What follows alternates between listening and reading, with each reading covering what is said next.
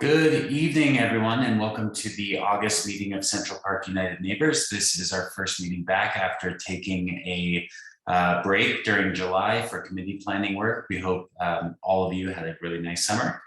For those of you who might be new to our meetings, CPUN is the Registered Neighborhood Organization, or RNO, for the Central Park community in Denver and Aurora. We are here to facilitate dialogue and create awareness around opportunities to engage on topics of importance to this community. We help people find their way into a process so that resident questions, concerns, and ideas for a better community can be addressed in a constructive and inclusive way. We promote public service, civil civic discourse, and collective efficacy at monthly meetings such as this one. And through the work of our 6 working committees, CPUN facilitates the discussion of key issues with neighbors, engages in proactive problem avoidance and amicable problem solving. CPUN is committed to providing an inclusive and welcoming environment for all members of our community. We are an all-volunteer board of your neighbors and a registered 501c3. Tonight, we will have updates from during the outreach portion of our meeting, which will be the first half. We will have just a few announcements from me. We'll then have CPUN committee updates for our board members. I just want to clarify that this portion of the agenda is not for your committee reports. This is just sort of active opportunities to participate in something your committee is working on over the next 30 days or so. We'll then have community partner updates, followed by a special guest that should be familiar to regular attendees of this meeting. Lieutenant Kevin Hines from Denver Police Department is going to be filling in that slot in our agenda this month.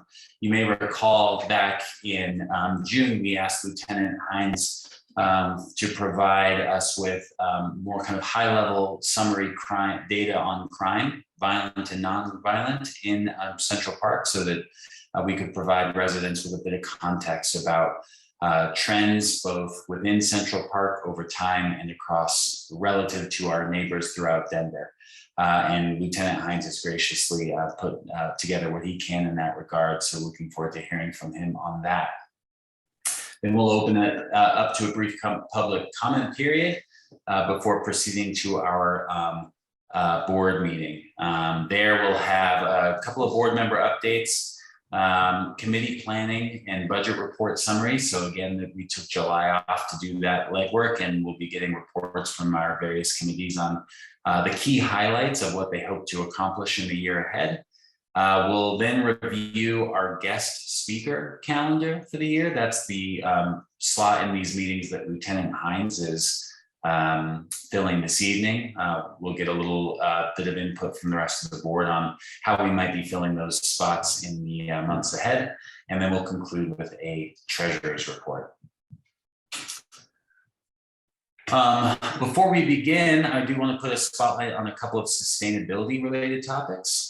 First, I want to congratulate and thank board member Mark Maringer and the Sustainability Committee who organized a presentation on the health impacts of air quality issues by Dr. Jim Crooks, a researcher at National Jewish Medical Center.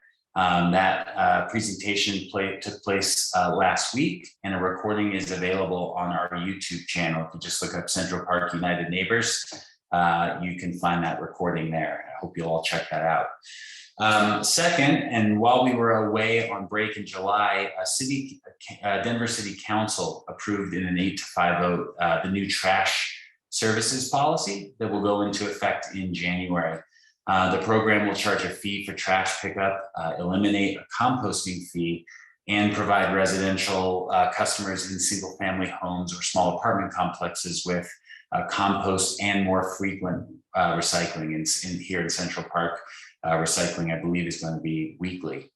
If you want to learn more about how this proposal began and what it entails, CPUN actually hosted Grace Rink, who's the executive director of the city's Office of Climate Action, Sustainability, and Resiliency back in January to walk through what those service changes would look like. You can find that recording on our YouTube channel as well. And you can, of course, always learn more at denvergov.org. A couple of board member updates that I want to share with the community. One, we are sad to be losing Regina Jones at the end of this month, but we're happy for the reason why. Regina's found what I believe she called her forever home down the road in Lowry, and we're so happy for her. But we'll be sad not to have her on the board at the end, following the end of the month. Regina's been a really valuable voice on our board for the last couple of years, contributing on a variety of different fronts. And Gina, if you're, I can't see if you're here, not yet or not, but we wish you the very best and want to thank you again for all of your service to our board and the community during your time. The other thing that I want to share is that board member Brad Rivera has announced a run for Denver City Council for the District 8 seat that will be vacated by Councilman Chris Herndon next summer, May, June. I can't remember, they just shifted the time of the election. But Councilman Herndon is term limited. And so that seat is open, and Brad Rivera will be running for that seat. We've had several conversations as a board around his ongoing participation on CPUN and what those boundaries are. And our board feels comfortable that he can positively contribute to the board without any kind of conflicts of interest. But we will be maintaining a regular dialogue in the coming months to discuss and just always ensure that that remains the case. If there's any questions or concerns about that from the community, please don't hesitate to reach out to me. I'm happy to field those and take into consideration any feedback that we receive. Brad, I believe you are on the call, right, Brad? Is he here? He might not be available yet either, but again, please do feel free to reach out. We just wanted to address Brad's candidacy in the sake of just full transparency.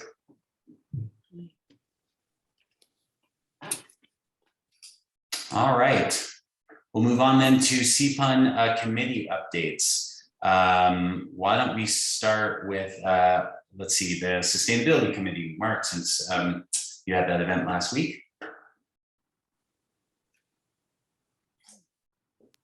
Sorry, I had to find my unmute and start the video buttons. Yeah, we had an event last week, which is, as you mentioned, excuse me, on our on our YouTube page, or channel. So definitely take a look at that. We're also planning an event for I think we're looking at October for an energy efficiency type event that we kind of like what we had back in the spring, but there's going to be hopefully some updates then on finding some more contractors, and contractors will know more about the City of Denver rebates for energy efficiency upgrades and whatnot.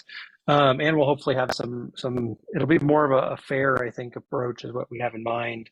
And then we're also hoping to tie it in with the tail end of National Driver Electric Week to see if we can get some people out with their EVs and give people a chance to try out an electric vehicle.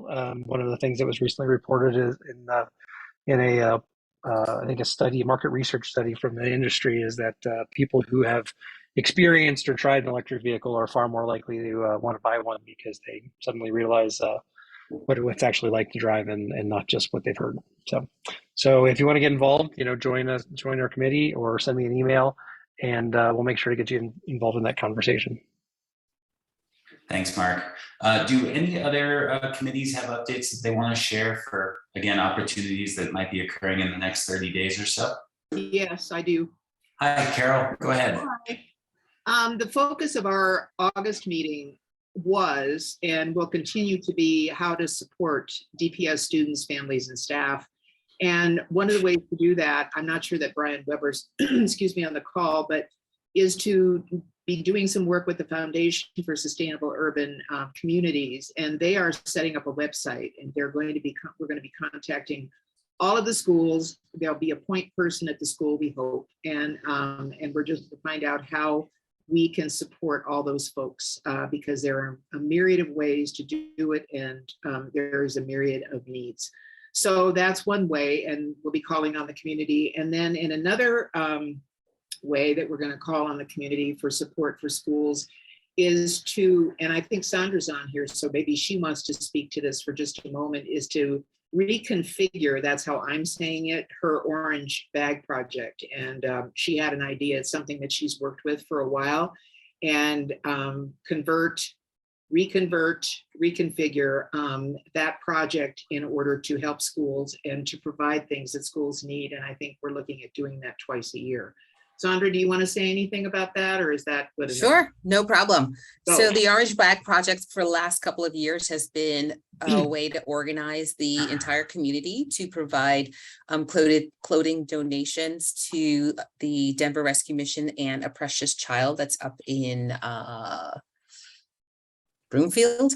And that has been in the past coordinated with our community garage sale. And so we're thinking it could be expanded in terms of helping the schools. So in coordination with the website, that's going to have a point person who's going to be able to let us know what supplies the schools need. We can do it twice a year. My idea was kind of to tie it in with the theme. So for example, around Thanksgiving, let's show our thanks to the schools. And around Valentine's Day, let's show our love to the schools. And we would be able to have a list of what the schools would be needing and just encourage the community to donate and help out the schools. Brilliant, brilliant. And we appreciate it. So I'm looking forward to working with Sandra on that. And then one other thing with the Education Committee, when we spoke with Director Quattlebaum from DPS in April, she mentioned an advisory council. And so we checked back, Amanda and I checked back with her, and the update is that it has been delayed, but we do have a contact person, and they're going to be encouraging members of the community to volunteer for an advisory council for our district. And so I will let you all know when that gets itself in gear and when I have more information.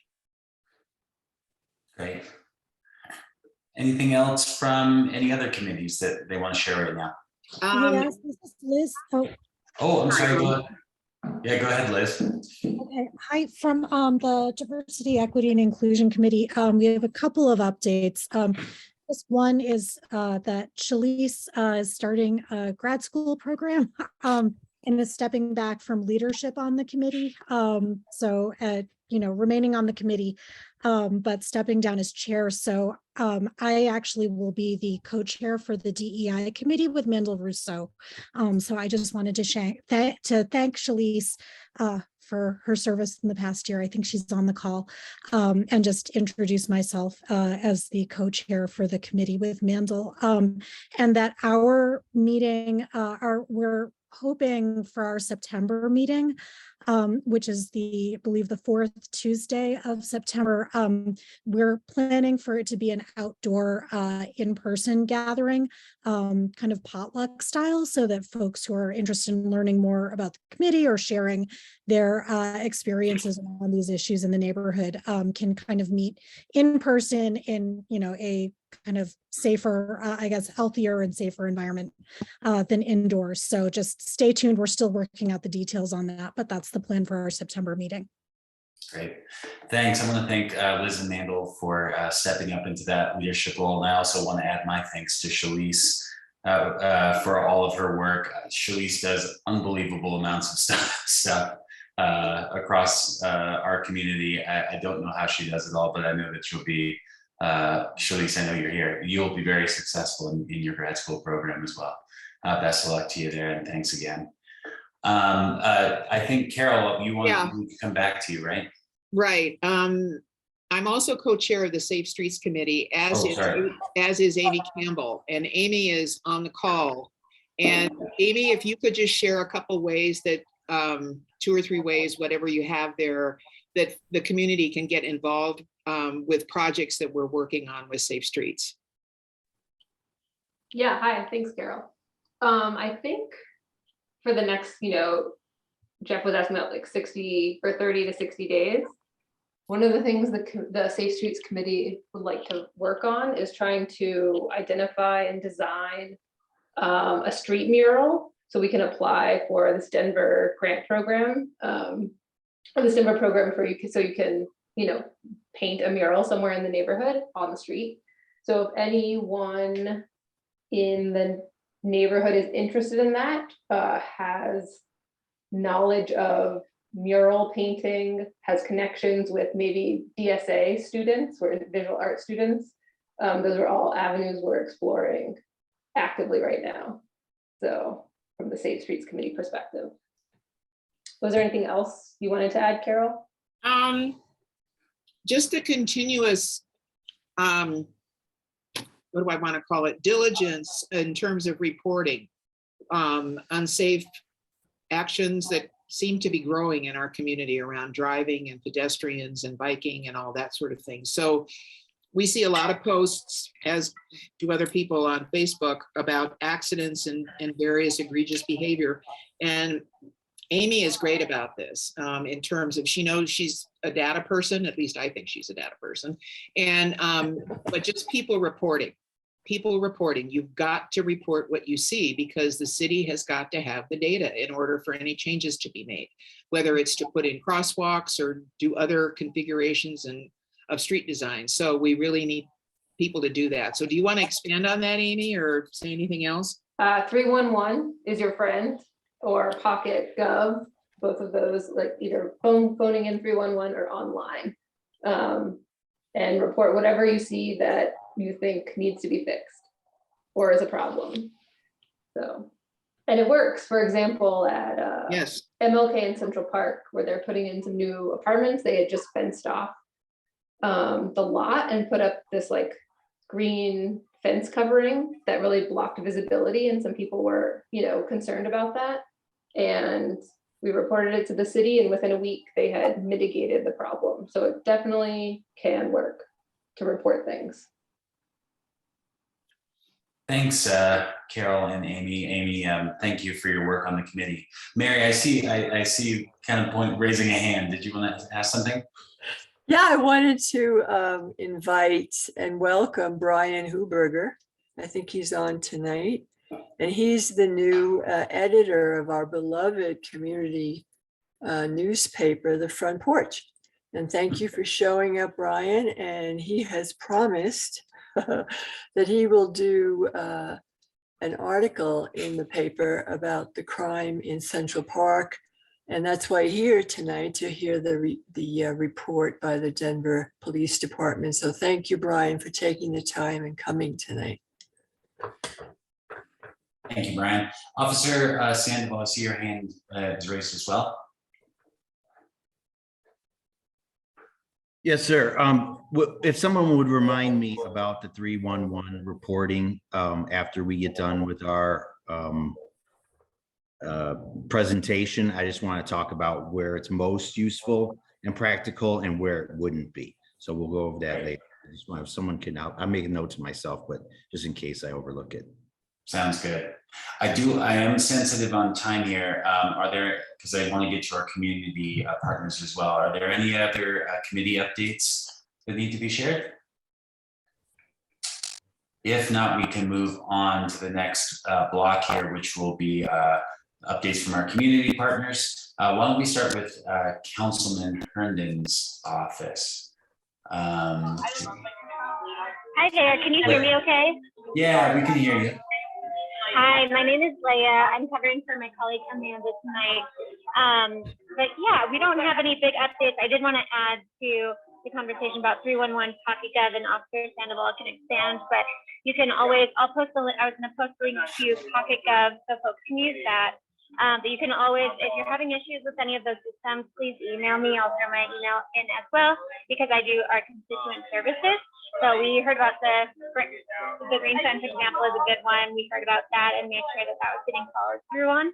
So always feel free to reach out to us too. We're happy to help. So, but if you have questions, email me and I'll throw that in the chat now. And thanks for the time to speak. Oh, thanks, Amy. Okay, thanks, Leah. It was getting a little tough to hear Leah at the end there, so I know she's going to add her email address so you can follow up with her if you have any specific questions.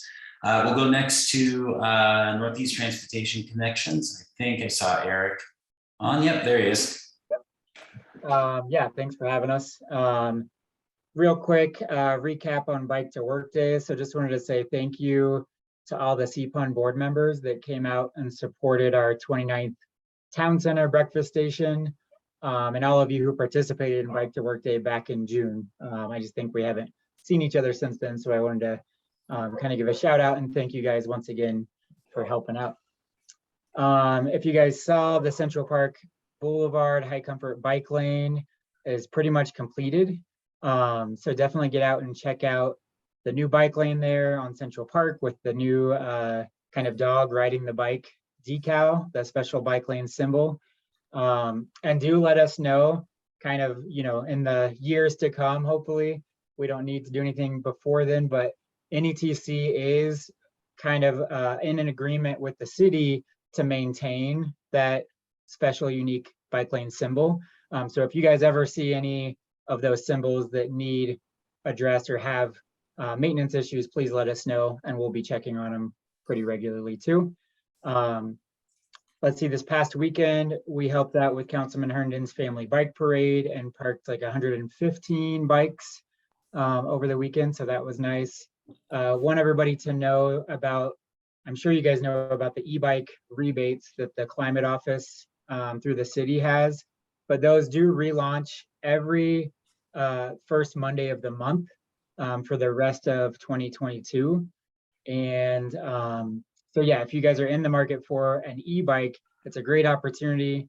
Every Denver resident gets $400. If you're income qualified, you get $1,200. And then if you're going for an electric cargo bike, you get an additional $500. So yeah, if you're in the market, it's a great opportunity to look into those. Hopefully everybody also knows that RTD is completely free this month. We're about halfway into the month. So you've got the rest of the month to go get on RTD. The entire system, so all the way to the airport, is also free. This Thursday, the 18th, has kind of evolved into bus train to work thing. So it's a good time to try taking the bus, taking public transit to and from work. Give it a try if you haven't been on RTD in a while. It's a good time because it's free to try out your route to get to and from work, which then tees up our next campaign kind of challenge that we do every year called Go-tober. This is the October month-long business commuter challenge that we do kind of in the greater Denver region. So we're looking for businesses to participate. It's a fun, engaging challenge for employees. There's weekly prizes for individual employees. And then there's also free paid media for the top businesses that participate.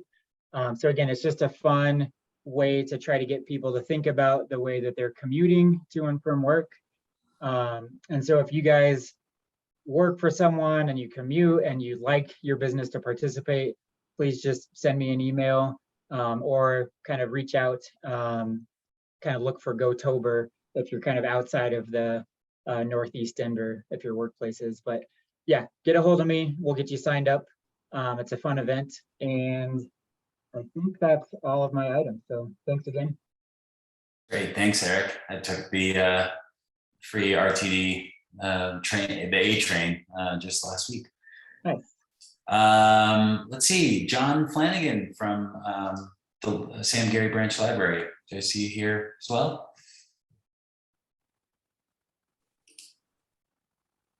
Oh, you're mute. I think you're still on mute, John, something. Let's see. I don't hear John. Can anyone hear John? Nope. Okay. John, I'm just gonna, I'll give you a second here to sort it out and I'll just move on to the MCA quickly. Do you have, I don't think I see Diane here. Jack, I wonder if you might provide any kind of update from the MCA? Yeah, absolutely. We have what we are calling Performing Arts Month here at the MCA. So a month long of events around the performing arts. It started earlier this month rather, with our Inside the Orchestra presentations and the Theater on the Green last week presentation of Charlie Brown. Next week, actually on Thursday of this week, the Denver Municipal Jazz Band will perform at Conservatory Green, followed by opera on the green at Founders Green. That brings us at the end of the month on August 28th. That is our annual Kids Triathlon in the neighborhood that surrounds the Jetstream pool. And then on Saturday, September 3rd, we will round out our season with the final concert of the year with the Denver Municipal Band on Founders Green. Our farmers markets continue every Sunday, 8:30 a.m. to 12:30 p.m. at Founders Green.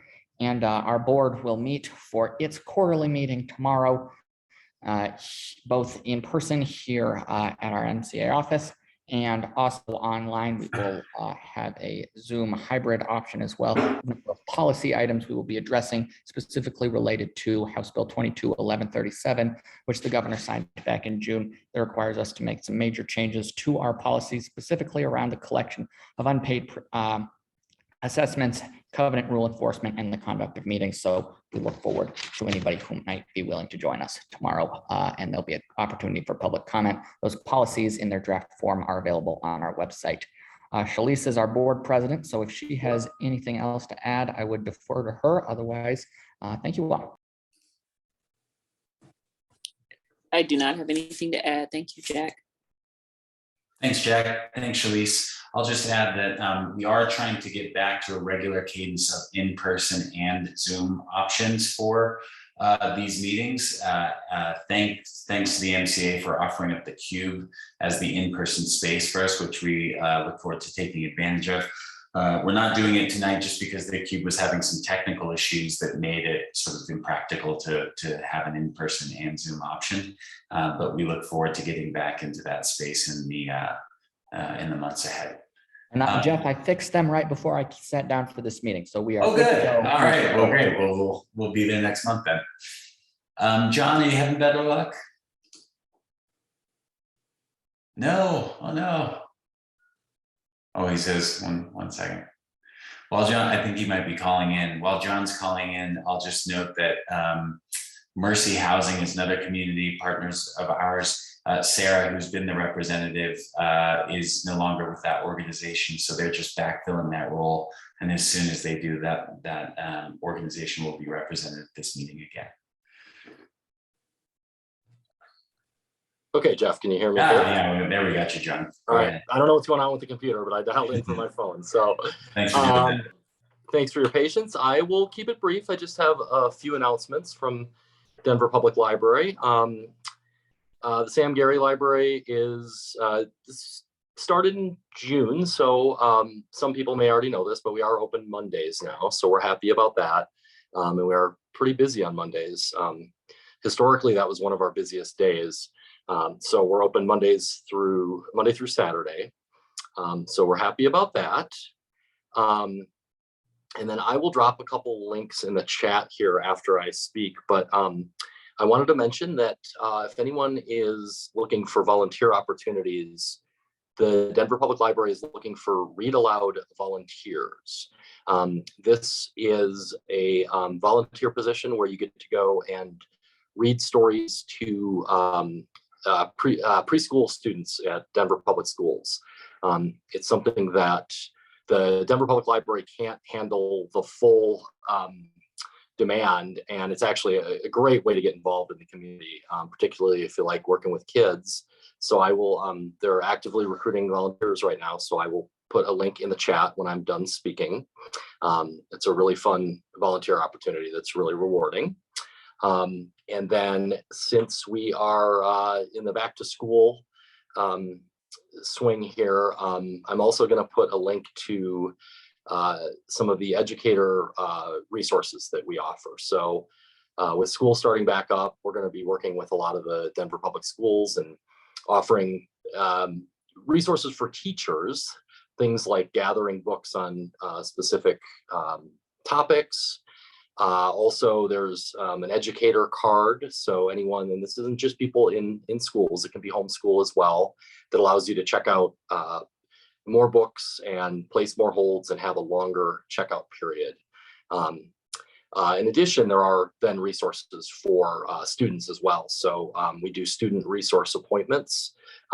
So people that are, student research appointments. So kids, this primarily high school, but it's middle school as well. So if kids are working on a research paper or topic, we can do a one-on-one meeting with them and help them, kind of teach them good ways to gather resources for that and do research. So I'll send a link that has kind of all of that stuff in one place, since we're kind of in that back to school zone. So we're getting ready for that. The only other thing I was going to mention is that we're excited. For a long time, we've partnered with the MCA, and they've offered Active Minds programming at the library. And that's been all virtual for a long time now, but starting in September, let's see, I have to look at my notes here. Second Thursday of each month at 1 p.m. we'll actually have an in-person Active Minds lecture, which cover a variety of interesting topics. So that can be found through our events calendar, but we're excited to be offering some of that back in the library again after a long absence. Let's see. Yeah, I'll put those links in the chat, but that is, I think that's all I have, unless anybody has any questions for me. Great. Thanks, John. And thanks to all of our community partners. I also want to thank Denver Police Department, who's up next. Normally they speak during this little block of our meeting as well. But as I said at the top, we've given them the next 20 to 30 minutes or so to dig into some of the crime statistics in Central Park. Our organization heard loud and clear the concerns of residents about the perceived rise of crime in the community, particularly violent crime. And we asked Denver Police Department if they could provide a little bit of context around that sense. The primary goal here is not to get into the weeds about what happened in any particular event, but rather to take a step back and look at the data in context over time and relative to crime throughout Denver. And so with that, I really do want to thank Denver Police Department for their collaboration on this. They have very limited resources when it comes to data analysis, and some of those resources went towards the presentation that we're getting tonight. So I'm very grateful for that. And we'll turn it over to Lieutenant Hines. Mark, can we make Lieutenant Hines a presenter so that he can share his slides? Yeah, I believe No, I made him a co-host already am. earlier. Yep. Great, thank you. All right, can everybody hear me okay? Yeah. Okay, I'm gonna try, I haven't done the share screen thing much here, so I'm gonna try this and you guys can let me know if this is working out here all right in just a moment. So I'm going to pull up our slideshow there. You seeing that all right? I see the District 5 precincts.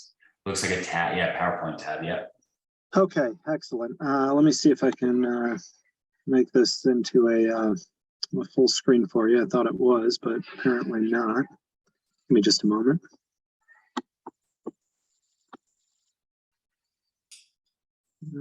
Move to a definitions slide. Yeah, I'm trying to figure out how to full screen this with the, give me just a moment here to.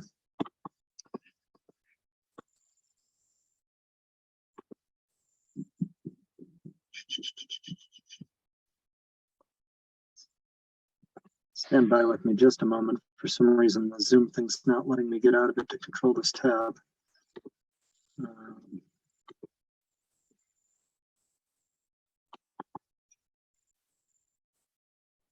You can see we do this a lot where we share screens here. Obviously not my wheelhouse, but I think it'll be easier for you to see that if I can get this full screen. So let me jump out of the sharing for just a moment and see if I can try a different way here.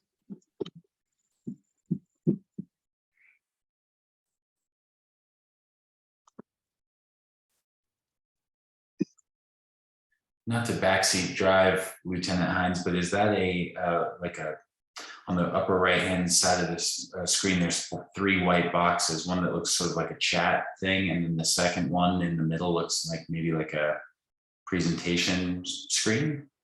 Could that be it? Do you see what I'm referring to? Now, let's see if that, oh, there we go. Is that working better? Is it full screen now for you? No. It says my screen's paused. Hold on. How about? Oh, that did it. All right. Yeah, well, like I said, will not give us a good grade for technology, but hopefully the rest of the presentation goes a little bit smoother. So You're all set. anyway, Thank you. For anybody who hasn't met me yet, I'm Kevin Hines. I'm the Sector 1 Lieutenant for District 5. I'll explain what Sector 1 means here in just a moment on our next slide. So Sector 1 is effectively Central Park. What you see on this map is a partial list of our precincts for District 5, which is a police district in which Central Park is located. The precincts shown there is 511 and 512 on the screen. Are your Central Park neighborhoods. They're divided by I-70 north and south. 511 covers the northern part of the sector, and precinct 512 is the southern part of the Central Park neighborhood. So as we get into talking about this, one of the things I wanted to talk about is unified crime reporting definitions. So it was requested that we kind of define what crime is. One thing I have to emphasize here is that the UCR system is a nationwide system. Every state and jurisdiction, counties all have their own ways of writing laws. So when we're categorizing crime for data purposes, we find the definition that most closely matches our local statutes. For example, as you see on the screen here, you see larceny listed. Larceny covers a number of statutes that would be categorized as theft in Colorado. Things such as shoplifting, simple theft, things of that nature. What larceny wouldn't cover would be things such as auto theft, theft from motor vehicle, burglaries, and robberies, things of that nature. But if you're looking at UCR data, you'll see it listed as larceny rather than, say, theft, which would be the Colorado revised statute version of larceny. So if you see it come up different ways when you're looking at crime, that can kind of be the explanation. Just to run you through a couple of broad definitions here. Burglary is ordinarily defined when somebody breaks into, say, a business or a house with the intent to commit another crime within. That crime could be vandalism, that crime could be a sexual assault. Most often it's a theft. So most people think of burglary in terms of a theft, and that's what we most often see burglary as. One of the things that we get mixed up a lot is robbery. People say, oh, I got robbed. And in the common vernacular, they may mean that they experienced a theft or they experienced a burglary. In our definitions, robbery is it's essentially taking something from somebody through force, threats, or intimidation. Now, that could be a forcible purse snatch. It could be your classic stick up of a 7-Eleven where somebody walks in, points a gun at somebody, says, give me the money in the register. It can be somebody simulating a weapon and stealing something, or in the case of a strong arm robbery, somebody just coming up and assaulting somebody and taking something from them. That robbery definition I'm going to highlight later on here because it does explain some of our crimes that you wouldn't necessarily think of as a robbery historically.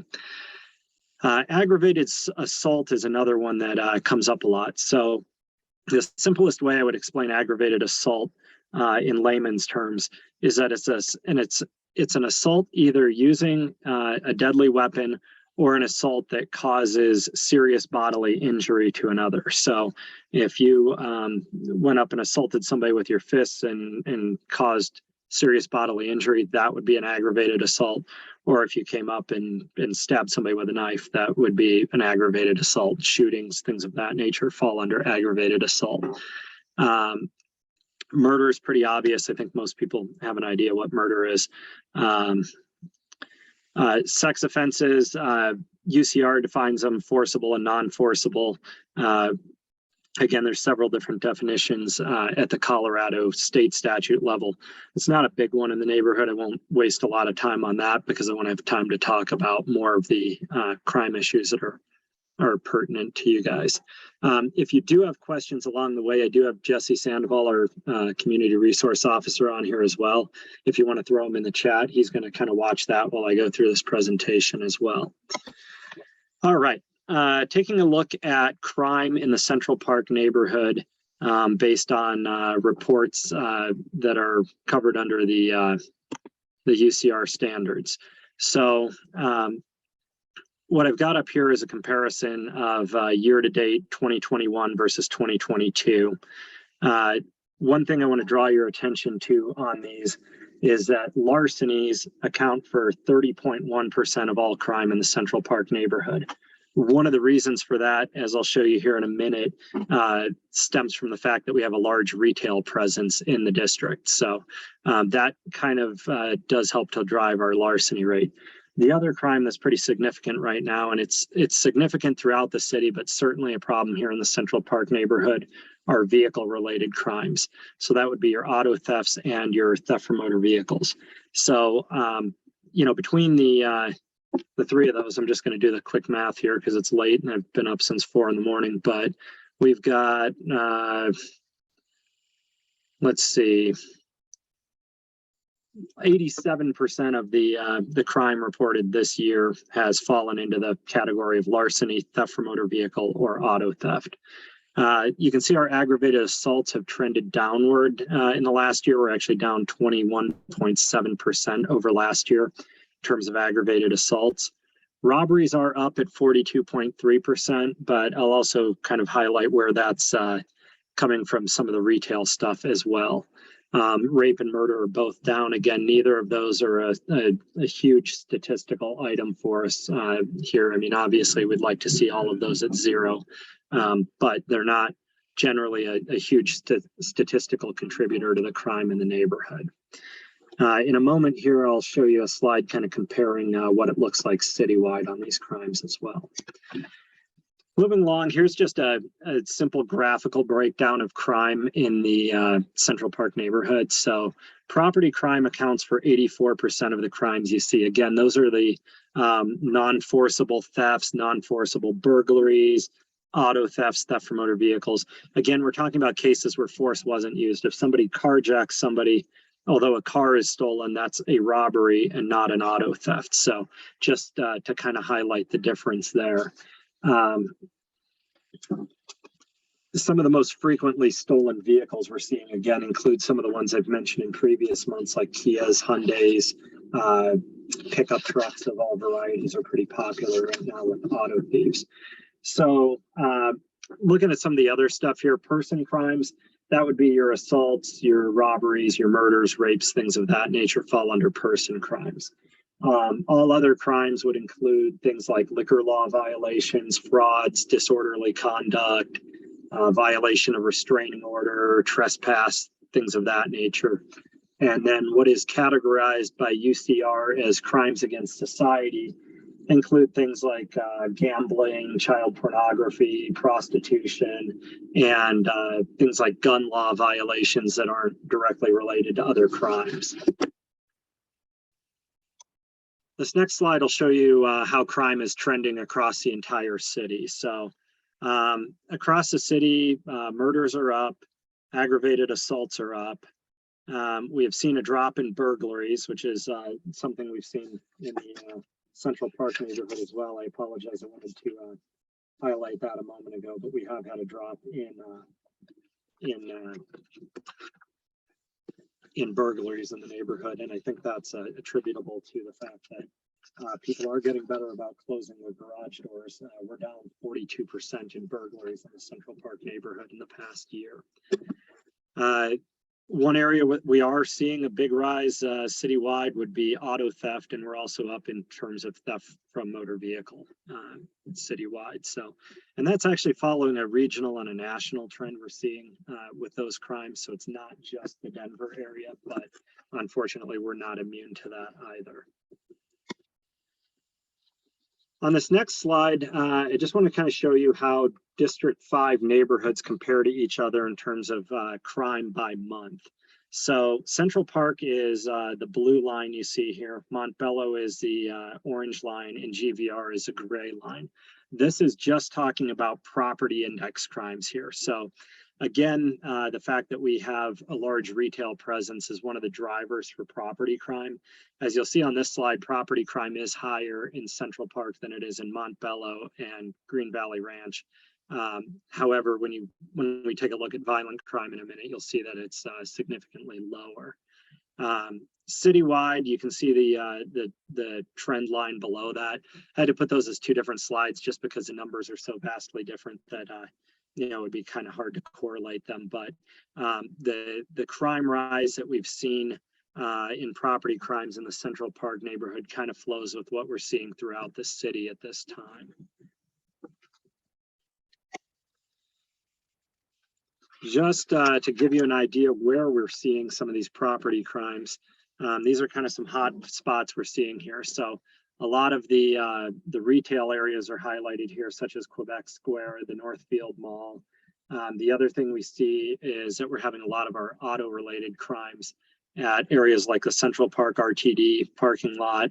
We're also seeing that at the Drury Inn and other hotels in the district.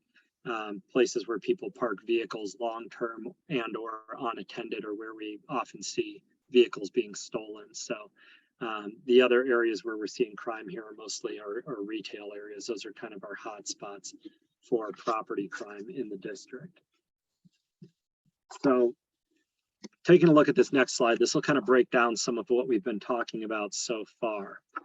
What we see here is that 56% of our year-to-date larcenies in Central Park are shoplifts. So over half of the thefts in the district, in the sector here, are shoplifts. 52% of those year-to-date shoplifts and 29% of all of our larcenies have come from 4 businesses. So that would be the Walmart at 7800 East Smith Road, 2 famous footwear locations, one at the Northfield Mall and one on 36th, and the Home Depot located at 3870 Quebec Street. Criminals, unfortunately, have been targeting those businesses pretty heavily, but again, they're responsible for 52% of the shoplifts in our district and almost 30% of all thefts. So the other statistic I kind of wanted to highlight here, we wrote that 38% of our year-to-date robberies are what we refer to as aggravated shoplifts. Now, aggravated shoplift is not an official term. It's sort of our informal way of categorizing these kind of incidents. What I'm talking about when we say an aggravated shoplift is that is an incident where it didn't originate as a robbery, but maybe an employee or a bystander or a security guard attempted to stop somebody who was shoplifting, and that incident then elevated to the level of a robbery. Again, if you remember the definition of a robbery being the taking of something by force, threats, or intimidation, those could be anything from, you know, the security guard tries to stop somebody and the guy shoves the security guard and goes running out there. Now we have force involved. That shoplift just became a robbery. It could be an individual saying, I have a gun, leave me alone. It could be them pulling a gun, pulling a knife, otherwise assaulting or intimidating somebody. So when you look at your robbery statistic, just keep in mind that 38% of those are shoplifts that turned into robberies. So it gives you a false impression maybe that the violent crime is a little higher than it is in the neighborhood, whereas a lot of times this is a retail situation where somebody tried to stop a shoplift and it escalated from there. As we've seen for years, a large portion of our residential burglaries involve open or unsecured garages. Although we've been able to make some progress in slowing those crimes, we're still finding that 69% of our year-to-date residential burglaries involve an open or unsecured garage. Normally that number is between 60 and 90% for us, usually between about 65 and 85%. So we're right tracking with what we've seen for years, which is 69% of our burglaries involving open or unsecured garages. So please close your garage doors. The other thing I want to point out is that 24% of our year-to-date aggravated assaults within the sector came from road rage incidents, and I would say the majority of those incidents involve I-70. So the fact that there is a major highway going through the middle of the sector will always tend to skew your numbers a little bit when it comes to things like road rage and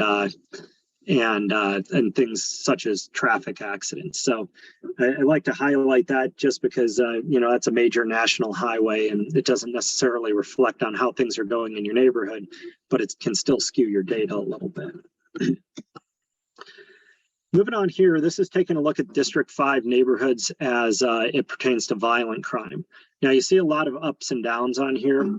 One thing we've always known in police work is that warmer weather leads to more violent crime. So in a lot of these cases where you see spikes, they kind of correlate to summer months, warm winter months, sometimes around holidays, things of that nature. In this case, Central Park is lower than GVR and lower than Montbello. You can see the citywide crime line again there on the bottom. Those numbers obviously are larger since it includes the whole city. I'll show you in a graphical form here as well how these compare when we're looking at violent crime by neighborhood over the last 4 years. Central Park has been the lowest neighborhood for violent crime in District 5 for each of those years. So, and currently tracking significantly lower than the other two neighborhoods being Montbello and Green Valley Ranch. This map is kind of a citywide map, just broadly showing all of the precincts in the city. Again, 511 and 512 there in the top right corner of the screen represent the Central Park neighborhoods. The areas that are circled in red and blue indicate aggravated assault shooting hotspots throughout the city.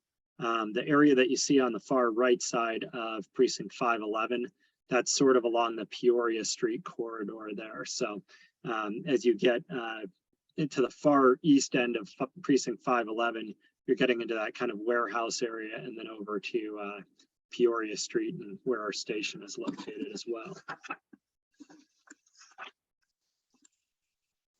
One thing that try to break down here just a little bit more is where just crimes are at overall, the precinct to precinct. I know this is kind of a raw data look at it. In terms of gun violence offenses in the precincts each year, 521, which is Montbello precinct, by far leads the way. They had year to date 134 incidents so far this year. The GVR area it's kind of divided up into two sections. They had 35 and 33. By contrast, precinct 511 and 512 had 13 and 26 incidents year to date, respectively. We have seized a number of firearms so far in the district this year, 185 firearms. 26 of those were seized in precinct 511 and 43 of those were seized in precinct 512. That's about 59% of the total firearms that were seized in the district have been seized from people who had them in sector 1. Again, just looking at the breakdown of gun violence offenses in District 5 year to date. One of the greatest increases we've seen is in terms of aggravated assault. Again, 24% of those are road rage cases. So in some of those cases, we have people that are driving along and they get into a road rage thing and somebody waves a gun at them and it falls under that kind of count in terms of where road rage becomes an aggravated assault. Moving on to the next slide here, one of the questions we've been asked about a lot is our staffing in District 5. Do we have enough staffing?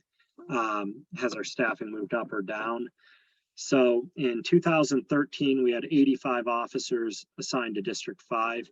Currently, we have 132 officers assigned to District 5. So we've had a 55.3% increase in our staffing in District 5 since 2013. We've generally made pretty steady gains on our staffing here as the district has grown. And a lot of those have gone to officers that are serving here in Sector 1 as the Central Park neighborhood has grown. We also have more officers who will be graduating the academy in October, and they'll be coming out to the street. We've already been promised a number of officers here in District 5. I don't want to give a commitment for how many we're going to have, just because we still have to see, if everybody graduates the academy, but we should see another significant increase in staffing, hopefully in October. Finally, one thing I did want to go over tonight is a new Denver crime information website that our analysts put together here. This is something that is publicly accessible, and any of you can go on here and kind of see how crime stacks up in terms of crime per square mile. I think that's an important way to look at it when we're talking about crime in your neighborhood in particular, because if you take a look at a city map, and let me just slide back here for a minute and oops, pop myself all the way out here. Just a moment to see that citywide map again. If you take a look at this citywide map, precinct 511 and 512 geographically are as large as all of District 6 downtown, but you have far less crime.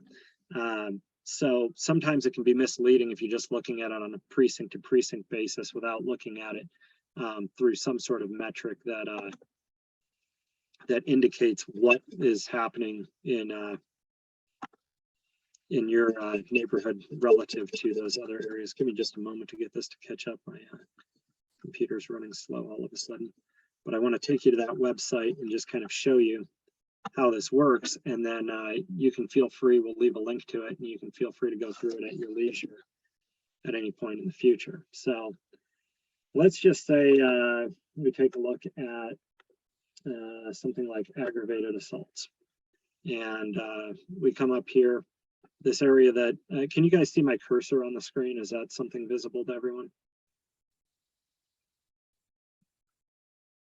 Yeah. Yes. Okay. So this is showing us by sector here. We've got Sector 1, Central Park neighborhood. Your crime density in this date range. Here, actually, I'm going to move you back and show you the whole year here. You can change this to see different periods. So if we look at the year to date, you have 7.46 incidents of aggravated assault per square mile. Now, how does that compare to other areas? If we go click down here in Union Station, you have 207 per square mile. Park Hill's got 17 per square mile. East Colfax has 70 per square mile. So you can kind of see how your neighborhood stacks up in terms of crime over a geographic area through this site. And again, you can change it to look at any crime you want to look at, say burglaries. On average, so far this year, you've had 13.58 burglaries per square mile in the Central Park neighborhood. Downtown in 5 Points, they have 90.44 burglaries per square mile. So this is a site that's available to any citizen who wants to get on there and take a look at it. It gives you a wealth of data. As you scroll down here, it'll break down crimes a little bit further, and I would recommend anybody who has any questions get on here and explore a little bit and see what you can find. But I just wanted to introduce you to this on here. And Jesse, I think, Jesse, did you put a link to this in the chat yet? LT, looks like somebody put it up there. Okay, perfect. So this is a great way to just kind of visualize crime in the neighborhood. And our analysts just got this up and running for us about a week ago, so it's pretty new to us too. Again, you can look at these crimes and see how they compare neighborhood to neighborhood within District 5, and you can choose any or all of these metrics and any of the statistical neighborhoods here in Denver. So just wanted to show that while we were here, and let's see, come out of the share for just a moment and try to get my face back up. You guys can probably see my face, but like I say, I'm having a little trouble getting this to navigate here. But At this point, I'll just say, does anybody have any questions? Is there anything we can answer for you about what we talked about so far tonight? Thank you, Lieutenant Hines. That was really great. And this resource is really helpful as well. Thanks to whoever shared that link. If I was to be so bold as to make some sort of headline takeaway statements, and correct me if you disagree with any of it, it would be that people who feel like crime, violent and non-violent crime, are going up in the neighborhood are not wrong. However, it's not going up inconsistent with the rates that you're seeing around town, and it's also remains relatively low in terms of the raw numbers relative to other areas of town when you look at it kind of on a density basis as well. Would that be, and that in fact, the crime that we do have is oftentimes concentrated in specific areas, like you pointed out, the Walmart, for example. Yeah, and Jeff, I would generally agree with that statement. I will say that a lot of the violent crime metrics, everything except for robbery, is actually down this year in Central Park. We're down on murder, rape, and aggravated assault. Robbery is one area where we've seen an increase. Again, a lot of that explained through retail, like aggravated shoplift type cases. And again, remember, aggravated shoplift isn't an official term you'll find in any, publication of Colorado revised statutes. It's just a way to kind of explain what happened on some robberies. So yeah, but generally I would say everything else you said, I pretty much agree with. It's crimes concentrated in certain areas, certain ways. The areas where we are generally seeing rises kind of match with what we're seeing in the rest of the city. And overall, it's one of the safer neighborhoods we have in Denver. Better place to live than a lot of places. I don't like to sit here and throw mud at other neighborhoods, but as you can play around with this, you can see some areas have much more concentrated crime than the Central Park neighborhood. Amy Campbell asked, and Officer Sandoval wasn't sure. I'm just going to ask, just in case you might know off the top of your head, Lieutenant Hines, how car, bike, or car pedestrian collisions are classified. So, in terms of classifying, so those would be classified based on their seriousness. We'd have either a serious injury crash, a fatal crash, or just a non-injury crash, depending. Obviously, when you have more metal going up against bare flesh, usually there's more injuries. But then again, we do get a lot of auto pedestrian crashes that are surprisingly minor in nature, like somebody bumps somebody in a parking lot and they get a bruise or something of that nature. But that's kind of how we classify those. I don't have the data for those right offhand, just because we're focusing more on the actual crimes against people here rather than the accidents. The other thing I would say is that keep in mind as we look at accident data that, again, the highway does skew that data. Not only do we have I-70 running through, I mean, the biggest part of I-70 in our district runs through Sector 1 here, Central Park neighborhood, but we also have a portion of 270. Then we have busy roads like Peoria and Quebec and Central Park. Those are kind of the areas that, drive up accident numbers for us as well. Are there any other questions for Lieutenant Hines?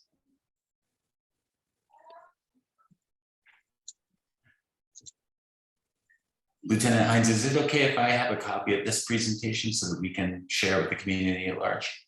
Yeah, You already have it, absolutely. Jeff. Pardon me? You already have it. Oh, great. I think he emailed it to you yesterday. Oh yeah, I think I emailed it to you yesterday. Oh, of course if you you don't did. have it, let me know and I'll send it to you again, but you're welcome No, to share you that did. with the community. Yeah. So Yeah, forgive me, you did. yeah, and the link is on that PowerPoint presentation as well to get to this new website we have to show the crime per square mile. So Jesse, before we concluded, did you have anything you wanted to add to what I said? Yes, sir. I want to talk about 311 reporting. 311 is really great for things like, you know, the stoplight is out or my street light or a pothole. The 311 system, but it's not very good for something that's happening right now. Like there's a suspicious person on my street, or something happened to me. I was hit by a car, or I'm in an accident.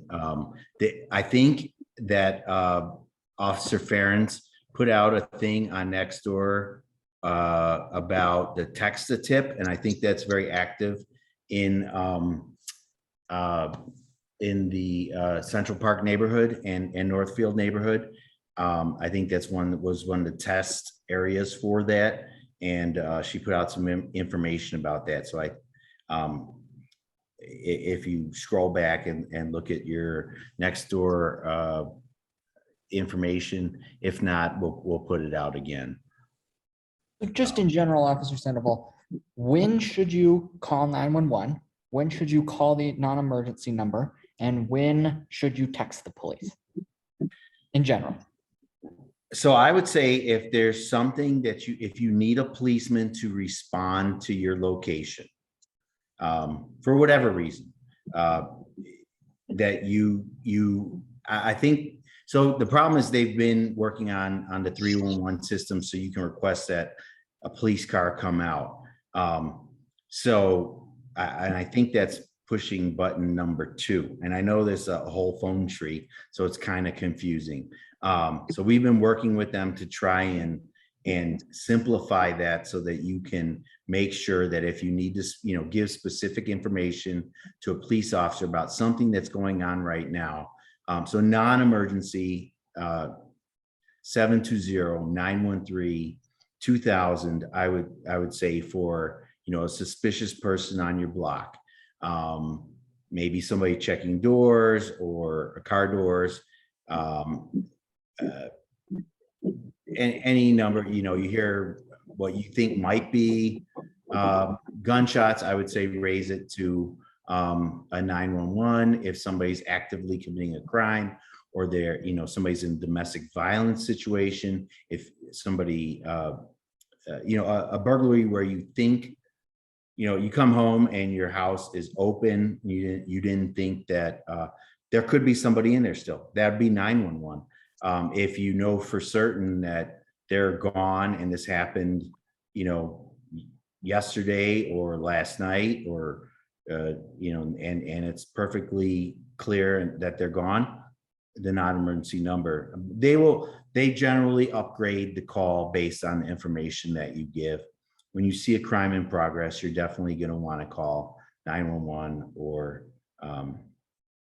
you know, like I said, they'll probably upgrade even a non-emergency number, non-emergency phone call to that. And like I said, in Central Park neighborhood, I believe the text tip is up and running, so that you can give out information about, and it will go either to the 311 or 911 system, depending on what the information provided in the call. One thing I would say is really, you know, everybody has a cell phone in their hand. If it's safe, take a photograph of what you see, or you know, you can text that information over, or we can get it later, or we definitely like ring camera stuff and your video surveillance for crimes that have happened in the past or are active. You know, people talk about the shooting that happened on MLK. That turned out to be domestic violence related, but nevertheless, people were concerned about those things that have happened. So the other thing that I would talk about is about like speeding in your neighborhood or stuff like that. You know, send me an email, or Officer Pollard or Officer Ferentz, and we'll get that over to the right people so we can allocate the resources, such as the speed trailer or our speed enforcement radar for situations like that. Thanks, Officer Sandoval. I do want to move us along because we're running a bit behind schedule at this point, but if there's not any pressing questions. Of course, Lieutenant Hines and Officer Sandoval are both great about sharing their email information. I'd encourage you to email them directly, unless there's anything pressing that someone really wants to ask now. Could one of you discuss gang activity in Central Park? Do we have any? How is it trending? Minimal. We do get gang members occasionally involved in crime, as people do move around throughout the city. In terms of having any active gangs here in Central Park, I would say we don't have any at the moment. We do have some active gangs that are SORT units dealing with over in Montbello, and we have some that they're dealing with over in Park Hill. Obviously, those neighborhoods bound Central Park on either side. But there isn't active gang activity taking place in Central Park. Now, I want to define real quick that when we talk about gang activity, we try to define gang-related crime as something done for the gang and furtherance of the gang against another gang, things of that nature. We do get gang members that, sometimes go over to watch a movie at Northfield, or we get gang members who are caught in stolen cars driving through the neighborhood. But in terms of active gang activity in Central Park, we don't really see that. And I would just add, there has been for a very long time, maybe a little bit of gang activity at Fred. I'm sorry, names escape me now. The park on 26. Fred Thomas Park, and even since its inception, Central Park itself, because the parking lots there, some of the gangs have noticed that there's not other gangs there, and that of course draws other gang members. And I think mostly spillover from Park Hill and stuff too there. So exactly, they're not active per se in District 5, but there's a park and they can hang out, and it just leads to activity like that. And we've gotten excellent information and video from neighbors on Martin Luther King Boulevard there across from the park. And I would just say, as for any crime in your neighborhood, be a good neighbor and let us know what's going on, because if we don't hear it from you, we may not know. There are active patrols, but you're our best eyes and ears. Thanks. I'm going to have to cut it off there. Again, please do feel free to reach out to CPUN or to the Denver Police Department with additional questions. I want to thank Lieutenant Hines, Officer Sandoval. Thank you for the work that went into this. It was incredibly helpful. I hope everyone here agrees with me, and we'll be sharing this report out with the community in the coming days. Thank you very much. Thank you, John. I do want to open it up to a brief public comment period. And for board members, we'll go straight into the board meeting and see if we can make up a little bit of time here. I think that was time well spent though. Any public comment?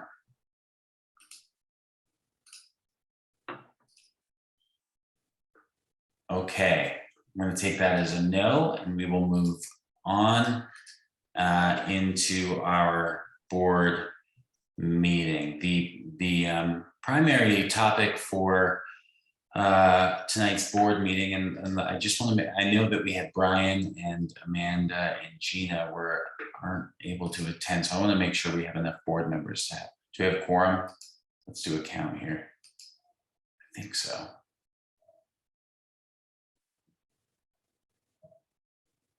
Our board meetings, by the way, are open to the public. Everyone is welcome to stay, but Officer Hines, Sandoval, you're welcome to step away if you. Yeah, we have quorum. Okay, great. Counted 9. Oh, cool. Thanks. And we're down to like 13 or something like that. So sure. Okay. Well, great. Hi, board members. Thanks for being here tonight. I hope everyone had a good summer. I'm looking forward to hearing a little bit about everyone's reports.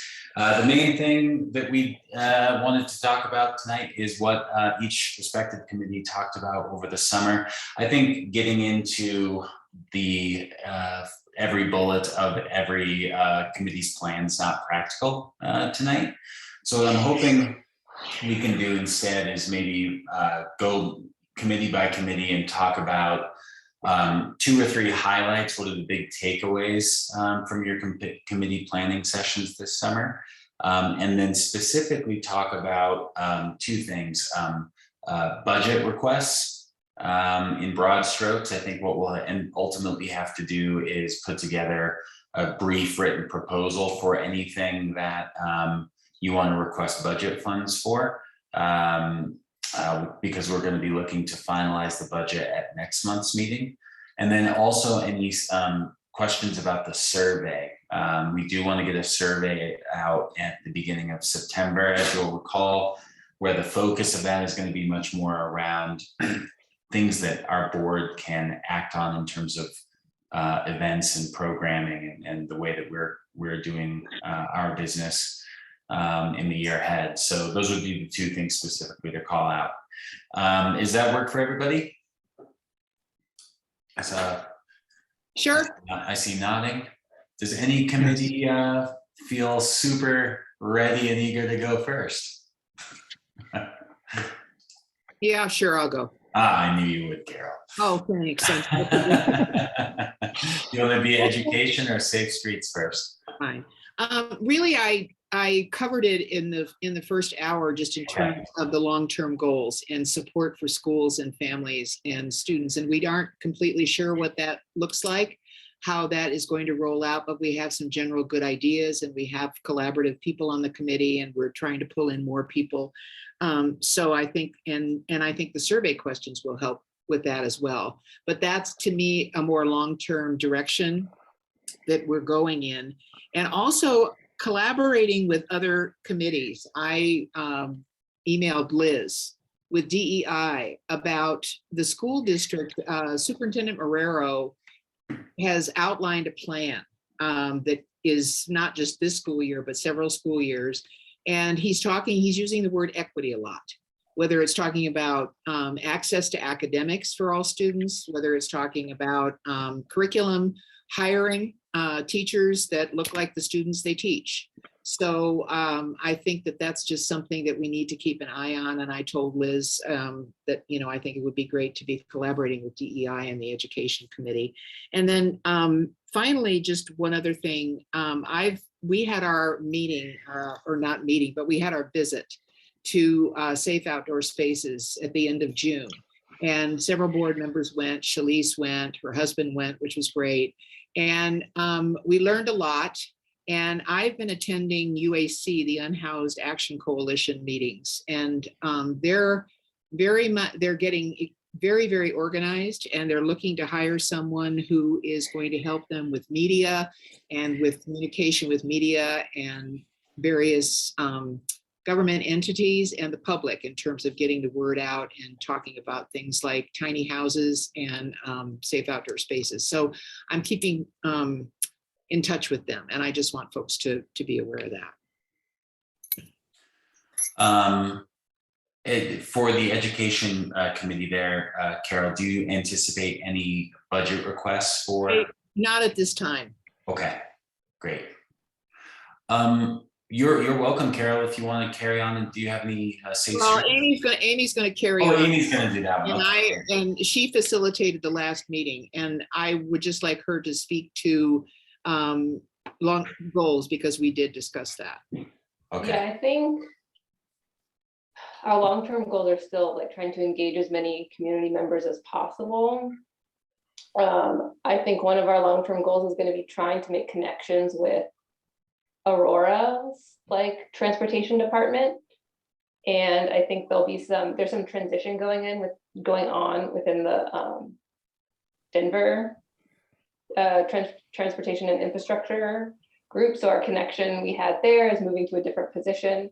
So I think some of our goals will be to maintain those relationships we have with Denver and facilitate new ones as the new people come into those roles. Yeah, do you have anything else you want to add, Carol? I think those are. Well, and you did a nice, when you emailed me, you did a nice job of summing up some of the projects, like the bike lane. Yeah. And different projects that are sort of in different different transitions. Yes, and definitely keeping the neighborhood aware of when those sort of street infrastructure changes are happening.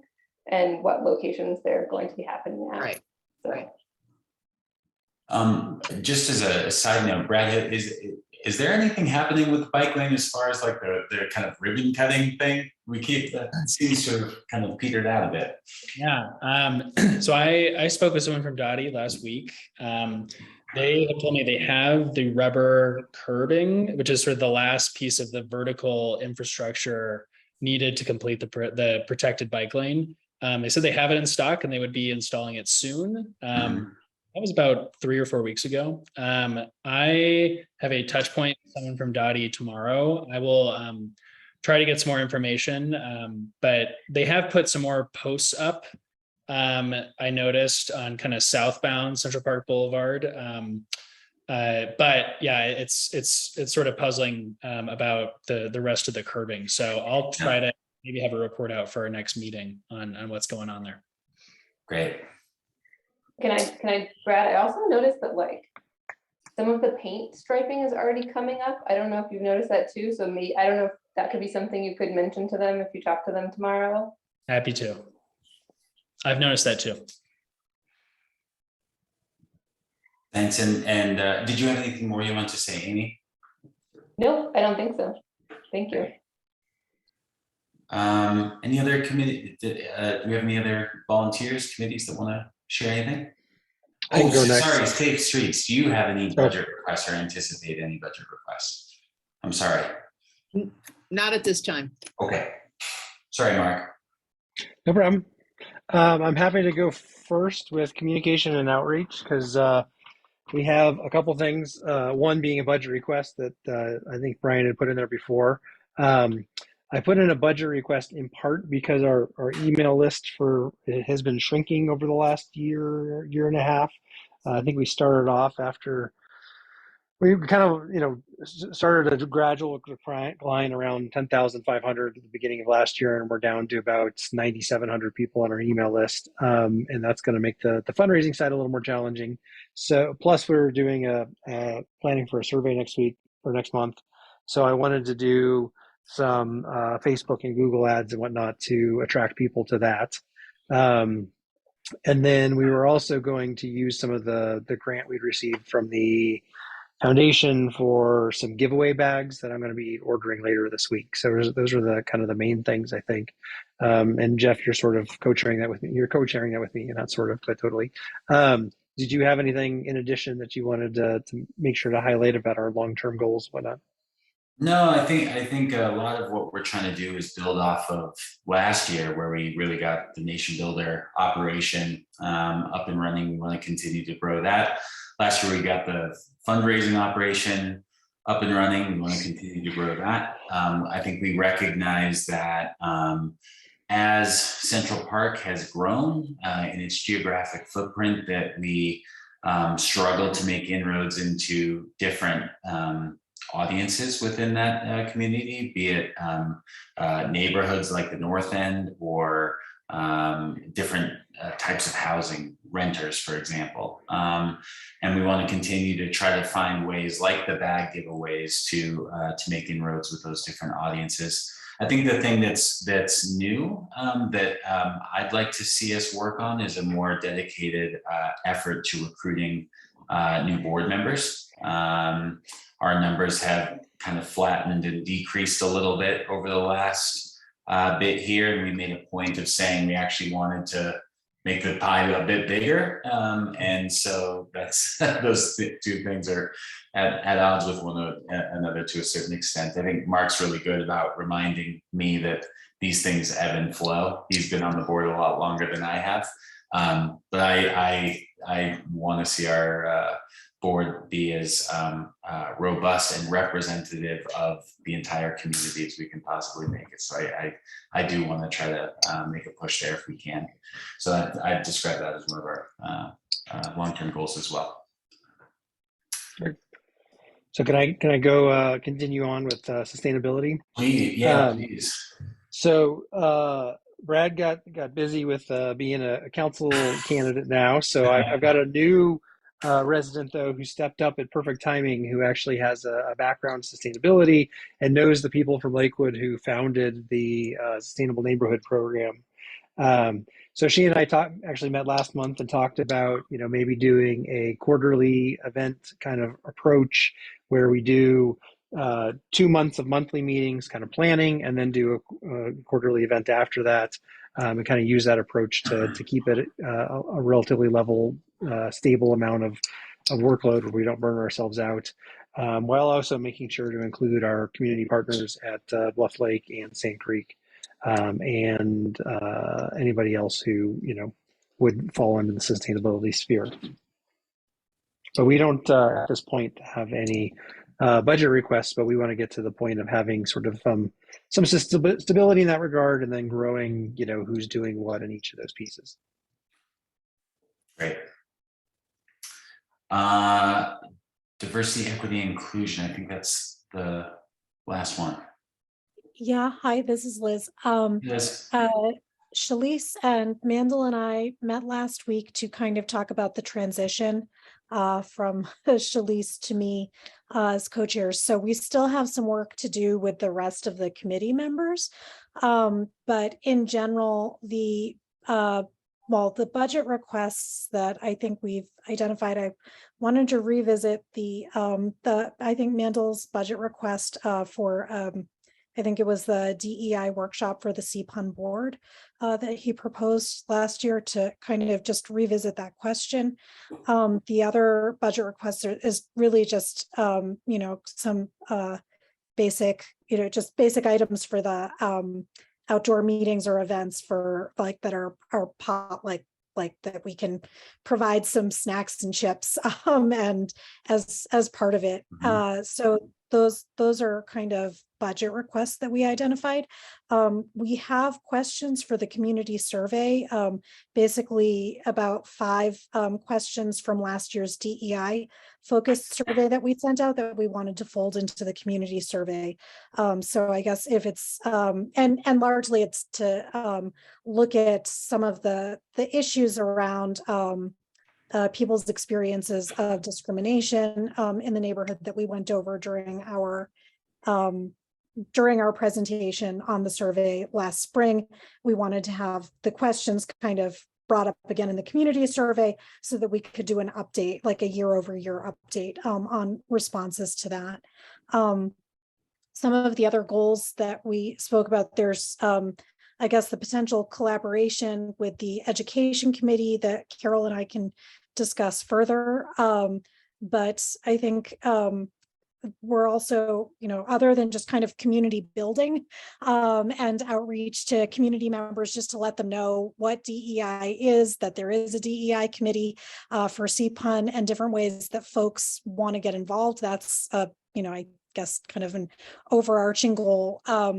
From the feedback that we received around the letter that we sent out around outdoor spaces, public shared spaces, and the pools at the beginning of the summer, we got kind of very positive responses and also very negative responses, but it was it was kind of a good gauge of people feeling seen in the community. So working within the committee to find other opportunities for folks to kind of be engaged with that way, or opportunities to speak out about kind of issues that help folks feel seen and their experiences validated within the community.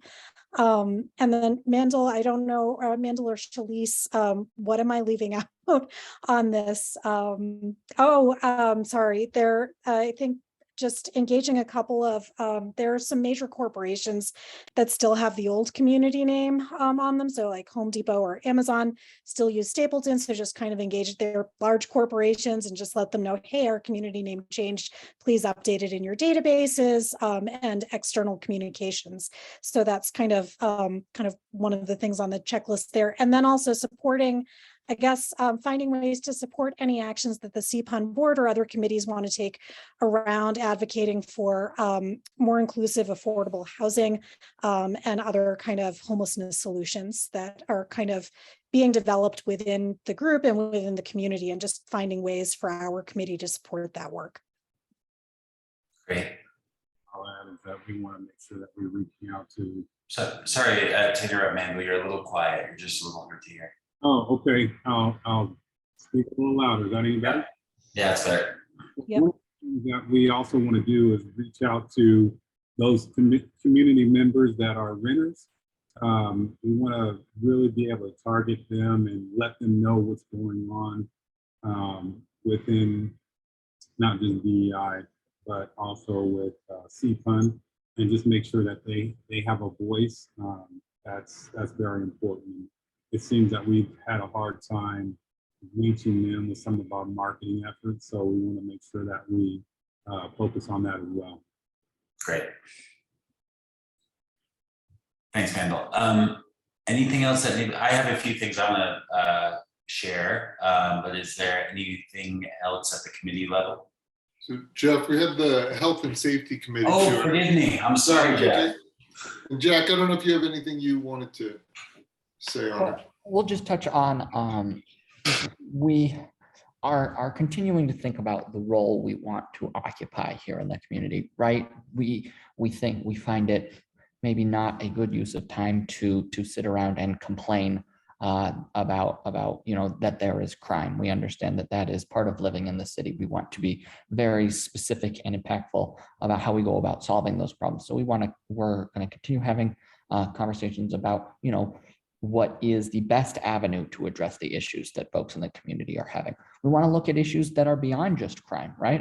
A safe community and a healthy community is more than a community without crime. We want to specifically look at, social determinants. We want to make sure that we are ensuring both the health and the safety of everyone. So that includes focus around behavioral health access, that includes environmental health access, as well as our traditional, safety, public safety touch points. We also thinking like some conversations we had previously in the year around other safety risks, particularly around fire risk, around medical risk, though all the different things that make our community health and safety are the topics that we're going to continue to address, and we'll continue to run point and lead for CPUN on the issue of unhoused and the board's response to those issues. We don't have any budget requests. Yeah, and I would add just one thing is that we had talked about this crime statistics presentation that Lieutenant Hines and Officer Sandoval provided us tonight. And it was great to see this presented in front of the entire board and the entire community rather than just our committee. But I was just curious, what is the plan? Jeff, you mentioned that you wanted a copy of the presentation. Do we know exactly how it's going to be shared? Or is that something where our committee is involved, or is that something you already have a plan for?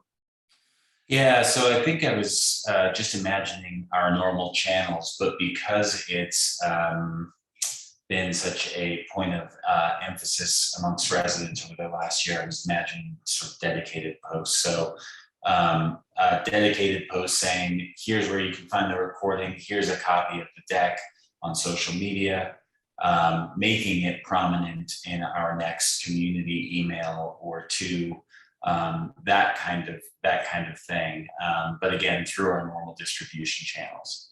Great. I think having your committee be an amplifier of that is always helpful as well at your meetings and through any communications that you issue. Yeah, it was an issue that was coming up in our meeting, so it was good to get it out to the entire community. Yeah, agreed. And I'll make sure that the whole board has access to that deck and the link to the recording once it gets posted to YouTube. Is it something where we record did we record the meeting as well? Is that something we would share if people want to actually see the presentation? Or? Oh yeah, that goes up on our YouTube channel. Yeah. Great. For those who don't recognize, all of our meetings are recorded on YouTube already. Yeah. Oh, that's what I meant. Yeah. Is it If there's anything you'd like me to go back and blur out, I can try to learn how to do that. Yeah. And the other thing I would add too, Sandra and I went on the tour that Carol very graciously organized for all of us with the Sustainable Outdoor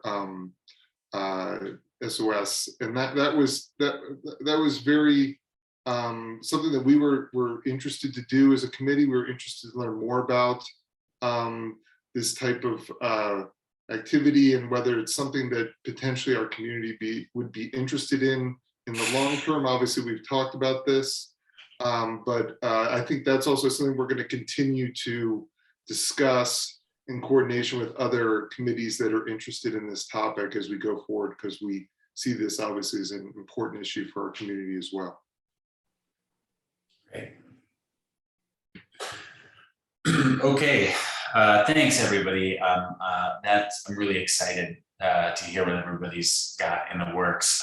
If we could just go back to the previous slide, Mark, I just want to have a couple of things that I've been working on and thinking about myself this summer. One is that I had a good conversation with Carol over lunch this summer about how we can strengthen our board and our relationships, particularly between our officers group and our committees. And so what we're going to start doing is we're going to eliminate one outreach meeting per month and replace it with a meeting of our officers and a chair of each committee. These certainly aren't mandatory meetings. The officers are sort of committed to participating in them, but for committee chairs who are interested in joining, you're welcome to join as well. And the idea for these meetings is going to be to talk about how we can make our board work more effectively, how we can help to make sure that there's a consistent understanding about what we want our committees to be working on, or how we want them to be working together, and just open up an additional line of communication so that there's kind of more collaborative, free-flowing conversation and thought about how CPUN can work most effectively, both as a board and on behalf of the community at large. So the first one's actually going to be next week. It'll be at my house. I believe everyone that's a committee chair has received an invitation. There might be some exceptions. Amy Campbell, for example, I didn't realize that you were leading the Safe Streets Committee in the fashion that you are. I'm happy to have you. But are there any kind of questions about that idea specifically, for those of you that are maybe just hearing about it for the first time?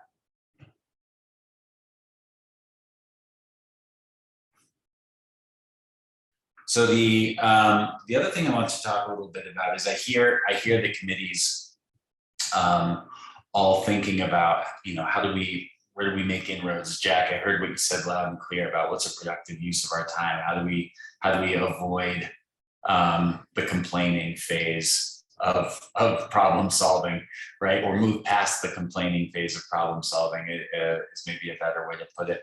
And I'll just stress to all committees that hosting an event is always a good way to get started. They don't have to be events that boil the ocean. They can be small targeted things, kind of like what Mark just had last week at the Cube about air pollution and its health impacts. It's a great way to get engagement in the community and to build relationships is through events. It's consistent with what we're here to do, right? Is to give people a venue to get involved. And for me, myself, I've been thinking a lot about the two topics that I said back in June that were going to be points of emphasis for me in the year ahead, that being the safety of our schools and the unhoused. As far as school safety, I've been working with the Education Committee, and I shared this brief with the whole board, but to put together a proposal for DPS around a school safety forum. We've had some, I think, constructive initial dialogue with the district. Carol and I are actually going to be meeting with a representative from the district tomorrow to see if there's common ground here. Naturally, they have their own thoughts about this and have been working towards an event slate of their own as well. And so we're looking to see where CPUN can add value, and if that value is meaningful enough to justify a more detailed collaboration and just us, being messengers of whatever DPS is already planning on doing. So that is progressing positively, and hopefully Carol and Amanda and myself will have more for the board before the end of the week. The other thing on the unhoused, And I'm looking forward to collaborating with health and safety on this. But to just kind of get my head around it, I had a couple of conversations this summer, one with Sabrina from HOST, which is the city's office that's working on this, as well as with Dr. Jamie Reif. You might recall she presented for our board on behalf of her organization, Metro Denver Homeless Initiative, a few months ago, just to kind of get their expertise about how to go about this and what the right vehicles might be in terms of community engagement on these issues. Because we've talked at length, particularly around that UAC thread of conversation, about making sure that we're engaging the community and not getting out in front of the community on this particular issue when it comes to things we want to endorse, for lack of a better word. And the simple answer that I got was ask some questions, and why I think the survey that's coming up is so important. So I've scripted a few questions that are intended to get at what would a valuable forum look like for you on this topic, resident. What are the areas that you're sort of most curious to learn about? What are your biggest concerns? Do you prefer to learn about these things in a forum setting versus over video, that kind of stuff? And what I hope to do is kind of cull that data and put together an event proposal based on what it tells us about where the community is. And so I'll share those questions with the Health and Safety Committee in advance of the survey. And then we can kind of start working together, much as I did with the Education Committee on the School Safety Forum, to put together a brief. Any questions or thoughts about either of those two ideas, and maybe how those types of events might inspire events from some of the other committees? I just want to note that the survey, that September is coming soon. Mm-hmm. And also add that, or update you all that Amanda and I had met with Brian Weber last week, and plan to meet with him again next week on sort of the foundation survey questions and the timeline. And so our schedule is, I'm hoping to get a draft together, at least of their questions and much of the old questions this week. So if you have any survey questions that are ready to go or that you want to use, please email them to secretary@centralparkunitedneighbors.com immediately, to make sure that when I start working on that tomorrow or the next day, I have your questions. Yes, thanks. And that is the action item for the board out of my what I was just sort of describing there is, I encourage you to think about events. I encourage you to think about how you might formulate questions for the survey that help refine and improve those events. And we need to do it quickly because, again, as Mark said, we're looking to roll this thing out, as we've said all along, in early September. So do get questions to Mark on behalf of your committees as quickly as possible. And again, with events in mind where appropriate. Last thing on events, it was really nice to get back out into the community this summer. I did a couple of the MCA concerts, set up the booth. One got rained out, so I wasn't there too long, but the other one lasted a bit longer. And it's nice to be back out in the community. And I think that's another reason for us to be hosting events, is just to be out there connecting with people again after a couple of years away from that. It's a nice thing to be able to do. Last thing about these events, or about your agendas, again, budgets. We want to have the budget finalized at this time next month. So the proposals that we'll need to be drafted for the board to review, just to make sure that we're good with everything. They don't need to be terribly long. Mark wrote one that was 4 sentences. I think the bigger the ask, the more complex the ask, the longer it will have to be, the more questions there will naturally be, but don't feel like you have to write a full grant proposal or something. The other thing, just to encourage everyone, is just to be resourceful with those budget requests. There's great resources that we can take advantage of from the city that can help mitigate some of the sticker price for whatever it is we want to put on. So let's be sure to leverage those events as well, or those resources, excuse me, as well.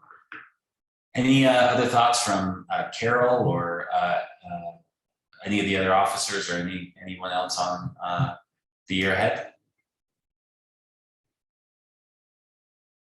No? Okay. I think we can finally get to the next slide then. This is something that I neglected to do in my first year as president, which was to share what was coming up and let other people kind of weigh in on how to populate our calendar of guest speakers. I hope no one felt like they couldn't make suggestions, but I do want to make this a more regular part of these meetings, which is show you what's coming up and some of the ideas that we've gotten from committee members or from board members, excuse me, about who else might be a good fit for the guest speaker slot that was filled tonight by Lieutenant Hines. For next month, as I said, I've already talked with host, and I'm hoping to secure Sabrina to present on the work of that office for September. That's sort of lightly penciled in at this point. In ink will be representative from Diana DeGette's office in October. But we still have, of course, half a dozen slots available. And sort of down the right-hand side there, you can see some of the ideas that the outreach committee came up with during our summer planning session about organizations that might be a good fit, or in some cases individuals such as Mandel's wife might be a good fit for one session if she would be agreeable to it. A couple that I'd call attention to.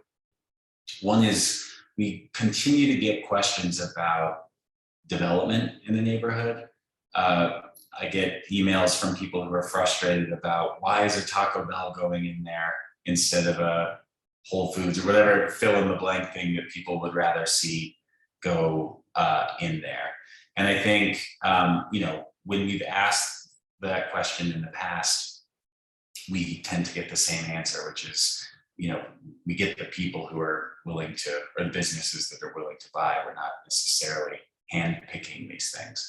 But I think there's another opportunity for us to get someone from the kind of development side of things back out in front of the community and explaining what that process looks like, particularly with some of the development that's going on all up and down Central Park Boulevard that naturally tends to inspire a lot of these kinds of questions.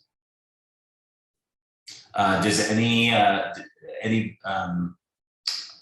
these other options or ideas kind of raise any ideas or questions from board members? What's Village Market? Liz, what is Village Market? I can't remember. I believe that was your suggestion. No, that's the Village Exchange Center. Oh, excuse me. I yeah. wrong. Yeah, no worries. But that's, yeah, it was just, you know, a community organization that serves immigrants and refugees near the neighborhood, and they have the farm, the Village Farm at Stanley. So just kind of learning more about what they do and how we can get engaged or support their work. Let's try to put that one on. Yeah, we've got slots. I think obviously time sensitive slots are ones to be mindful of. You know, for example, the midterm ballot measures would be a good one for prior to November, but with Diana DeGette's office penciled in October, that might be difficult. If for some reason Sabrina from host isn't able to do it in September, we could move it to November so that September could focus on those midterm or ballot measures. So we just have to be mindful and opportunistic with things like that as well. So our November meeting will be after the midterm election. Exactly, that's my point, yeah. who would speak on midterm and ballot measures? Have we identified someone, or was just a thought? Yeah, I don't know. I think it would just be a thought. It could be, someone from clerk and recorder's office or something like that, but I'm not really sure. Okay. So I would suggest that we try to pencil in for maybe, since the election for city offices will be in April, Right. pencil in for either February or March, something for the either some sort of, I don't know if we can a forum of some or a fair of some sort to the candidates. We've done that in the past and it's been very well attended. Yeah, I'm really glad you mentioned that, and I was going to mention it too, Mark, that I would turn over the entire March or April meeting to a forum like that. I think one of the most valuable things that we do is things like that. I think the school board candidate forum that Carol put together last fall, for example, was a tremendous success, and we're kind of uniquely capable of organizing something like that. So I highly encourage us to do that.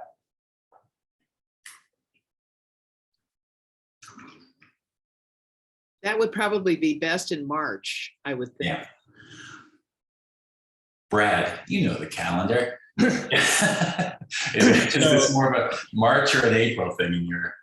Without involving any conflict of interest here, what I might say is because they mail out the ballots early, I think you might want to do February instead of March. Okay. Just to give people enough time to form an opinion or research the candidates before, because by then I don't know exactly when our March meeting is, but ballots could have already gone out. Anyway, just something to consider. Yeah, it's a good point, because they did they move the election? I can't remember. Did they move it up a month or back? Yes, April. Yeah, because they needed more time between the general election and the runoff for the overseas ballots, but they didn't want to move back the entire process because they need to change over the council and the mayor by the beginning of July or end of June. Right. And it's to comply with a federal law too. So yeah. Yeah. Okay, so perhaps February does make some sense then. Okay, we can look at that. Anybody else have any thoughts about that? Just know that this is here and we'll review it every month, however briefly. And if you have ideas that you want to contribute, please do. And we'll try to make this as useful for folks as we can. I think we're off to a really good start with Lieutenant Hines' presentation. Did the board find that to be satisfactory in terms of what you'd hope to take away? Yeah, it was excellent. It gave us, I know they're still on the phone, but it gave us a lot of context, which is, I think, what we were missing most from what people were concerned about. That's why I think it's so important to get the information out in as many ways as we can, because I just think people need context around crime in particular.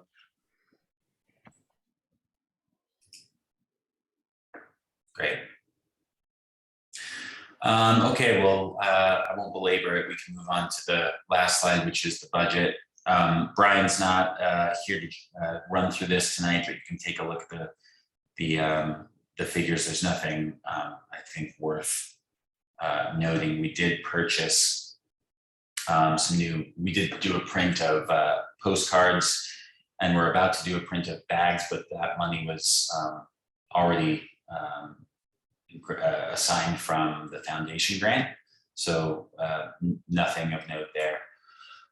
Again, we'll do send any budget requests that you have in writing to the board as soon as you can. That way we can have get any questions out that we'll need to address at the next board meeting, and then hopefully finalize the budget by the end of next month's meeting. That'll be the big topic. Hey, Mark, I had a quick question. If we drop below 10,000, does the Nation Builder price go down? No, it goes down if we go below 9,000. Okay. Or at least we go to a lower tier. No promises on what their price increase will be like for next year. But yeah, we would drop to a lower tier below 9,000. Okay. Just wondering. Cool. All right. We made up the time. Anybody else have anything they want to say or ask about?